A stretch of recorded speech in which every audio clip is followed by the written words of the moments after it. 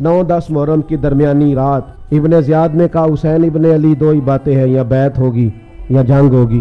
तो इमाम ने फरमाया सुबह बताएंगे। हज़रत अब्बास अर्ज करने लगे भाईजान आपका फैसला तो मुझे पता ही है, तो सुबह बताने का क्या मतलब हुआ, अभी बता देते कि हमें बैत नहीं करना जंग ही करना है। तो इमाम फरमाने लगे अब्बास साहब का क्या ख्याल है, सोचने के लिए टाइम मांगा है। कहा हुजूर फिर किस लिए, तो नौजवानों या आपने याद रखना है। इमाम फरमाने लगे अब्बास तुझे पता है ना हुसैन को सजदों से बड़ा प्यार है, सजदों से बड़ा प्यार। अल्लाह करे इस कौम को सजदों से भी प्यार हो, तिलावत कुरान मजीद की भी इन्हें लज्जत नसीब हो।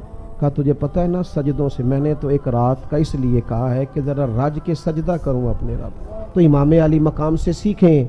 जब आप शहीद हो गए तो हज़रत अब्दुल्ला इब्ने उमर ने फरमाया ज़ालिमो तुमने उसे शहीद किया है जो कसरत से नफल पढ़ने वाले, कसरत से रोज़े रखने वाले थे नफली, अपनी तबीयत में अहले बैत नबुव्वत की सादगी को लाए।